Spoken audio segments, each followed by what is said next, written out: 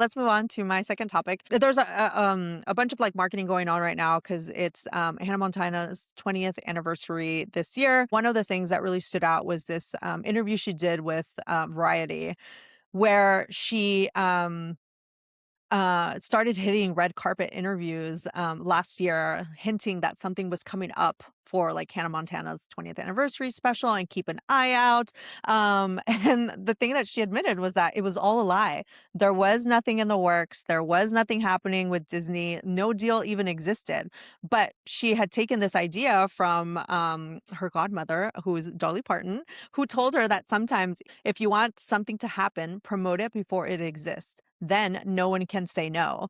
So she basically started promoting it using her own like star power, her own fans, knowing that a lot of those fans also loved Hannah Montana because that's a major reason why she became, famous. And she started watching the reactions pile up of like, fans saying like, this would be amazing. I'd love it. So it's like, you're already building up the anticipation for it with your own, marketing and like brand, and star power, promoting it as an actual thing that will exist, getting people really excited about it. And then like going to the company and being like, hey, look at all these people that are excited about this thing that doesn't exist, but that can exist. I want to be involved. I'm like, all set to do it. Right.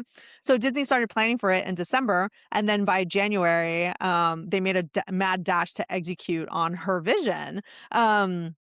So a Disney exec simply said that she willed it into existence. And so the special just aired on March 24th. Oh, that's today. Oh So my she basically, yeah, so she basically made this happen. The special itself drew 215 fans to a live taping in Texas, where she was actually able to kind of like talk about it a little bit more. And one of the surprises was having Selena Gomez show up, who is also another one of like the what they're calling it, the Mount Rushmore of Disney, God. generations. Um but basically, it's a shout out here to getting this full Disney special to come together in under 4 months. I think this is a thing that we're seeing more and more these days, where it's like the celebrities are taking on a lot more of the marketing. We just saw that with Timothy Chalamet and Marty Supreme, and like everything that went into that. But now we're also seeing artists like this, where Hannah Montana Miley Cyrus made this come together. We recently saw a different example with the Buffy, launch of like the new season with, Sarah Michelle Gellar, coming out to say why it got canceled. Right. So it's like the celebrities are using their own, platforms and megaphones to put out into the world what they want, but then also why things aren't happening and why they disagree with it. And I think it's a really interesting way to go direct to your fans a little bit more than we have seen recently, right? I think we've seen a lot more of celebrities just kind of, being behind the scenes and not really wanting to be in front of the cameras because they don't want their personal life to get out there. But when it comes to being in front of the camera to get their projects promoted, they're finding a new avenue to do that much more. I want to bring up another example that happened. I think it was like 2 months ago that Kristen Stewart bought a theater here in LA.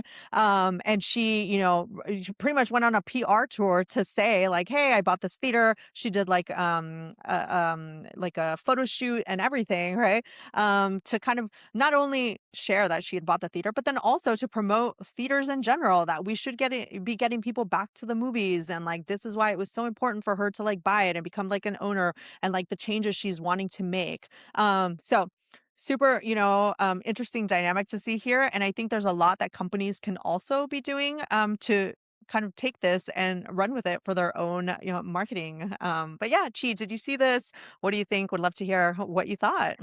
Um, in like very plain marketing speak, this is basically like employee advocacy. Hmm. It really does come down to that. I mean, you'd rather hear from Miley herself about the special if it's coming than like Disney just doing an announcement or a teaser. I think it's like people always wanna hear from people over corporations. That's always like, we know that Mhm. always works. That's the way to go. That is true for celebrities, that's true for brands, that's true for, like, startups or anybody. Mhm. Um, I'm really glad that she did that. I think that's so genius to just, like, make the buzz and create the hype, before it was even real. Yeah. Um, that was so genius. I'm like, I should start doing that. That's how I should I launch know. some That's of what I my. was thinking. I'm like, "How can I use this for my own marketing going Yeah, forward for my clients yeah, and stuff?" no, I love that. How do I, like, soft launch my own ideas with the Mhm. leadership before, before I even have to make a deck? So I really like that. I think we can all learn from that and, like, test it out in smaller Mhm. ways, but it also goes to say that, um I love that celebrities are kinda going back to that. I wanna say back to that because I feel like when I was growing up in the 2000s, that was normal. Like, I feel like you would hear about celebrities beefing. There were, like, comments on the red carpet. There was more, not more drama, but they were just more unfiltered, even though they were media trained, but it made them more real. And then I think fast forward to, like, late 2000s and like from like I wanna say from 2012 onwards to like recently, it was very like picture perfect and curated and Mhm. everything was like media trained and all of the answers were very like no comments and I'm friends with Right. everyone. And that kind of makes you feel like, okay, like what's interesting about you then? Like why should I Mhm. care about what you have to say outside of like this movie you were in? Because Mhm. there's no personality and it started to become very like boring for lack of a Mhm. better word. Nobody was saying like you said, nobody was doing anything other than, like, promoting their product. There was Mhm. no, showcasing of their interests and their passions and any of that, so I feel like Miley's example of doing this was a sneak peek on, like, what that meant to her, and Yeah. that is why I think it translated so beautifully into, like, a successful, like, comeback or anniversary party, is because that is really something she wanted. She wasn't doing it to promote a contract or a deal or like get a, I don't know, endorsement from a product. It was just something Mhm. she was really proud of. And I feel like we don't see that from celebrities, which is why it's so refreshing. Um, Mhm. I really hope more and more celebrities like come out and do this and bring back like not unfiltered personalities, but just personality in general would be nice.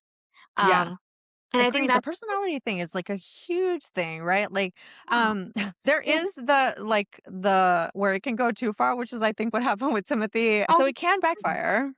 Yeah, it's a sliding scale all of the time, but Mhm. I also think one of the reasons why, people follow creators or, like, creators are celebrity adjacent or as big as them is because they're a little bit more real. They feel like they're more natural, and they're Mhm. not, like, curated, cookie Yeah. cutter perfect images.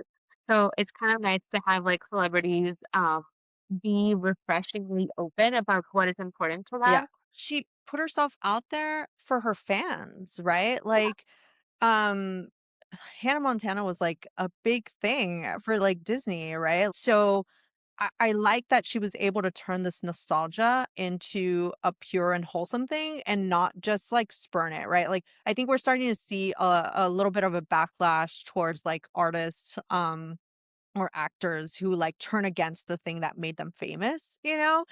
Because it's like you were famous for this thing. Like, why are you being an asshole about it? And then you see the flip side of like, the artist who like, we were talking about like, why is Iris from the Goo Goo Dolls still in the zeitgeist? And, the band came out and said, like, of course we love playing that song. Like, it's what made us who we are. Like, and we're so grateful to the fans. But then there's also like, where the artist seems to be turning against, like, the fans that put them there, and that's kind of what happened with Chappell Roan this past I week, right? With that's my everything that I was just happened. gonna say, it's like, of course, there is boundaries and privacy, and everyone's entitled to that regardless of their job. Um, but at the end of the day, you really reach that kind of level because of the support of your fandom. And I feel Mhm. like if you don't give them that importance or that gratitude that they deserve, it Mhm. is kind of turning you at some point. Like, I think Yeah. there's only so many times you can get away with being rude to a fan or rude to Mhm. paparazzi. If Right. you're not photographed or if your music is not listened to, like, the downfall is very quick, and, like, Yeah. again, I think we've seen more people, like, just be one-hit wonders or have a downfall than, like, those who, like, climb up and then stay up there, and the ones who do, I feel like they're there not because they're assholes, but because they're very grateful for their fans. Yeah. Um, it's something I mean, that is Taylor Swift, Taylor like, as Swift, much as people like to rag on her, but she she's built that billion-dollar, like, Taylor Swift image because of how she was with her fans. Okay, couple lessons here. Promote before you build. Pre-announcing that demand is part of the pitch, and the reactions that you get from people are the data to show that they actually want the thing. mhm, The second one here is that the demand is leveraged. So Disney didn't do this purely out of nostalgia or just, a feel good story. They did it because Miley made it impossible to say no without a cost because they were showing that, like, hey, we have the fans, they're here, they're waiting, they want this, anniversary episode. And so she ended up getting it. Sometimes you have an idea and you want to like make it happen, but like someone, the leadership is like a little iffy on it. Here's how you can kind of prove that out. Like have the hypothesis lay out what you kind of expect and then have the reactions come in to prove that like it's actually going to be worth it for your audience.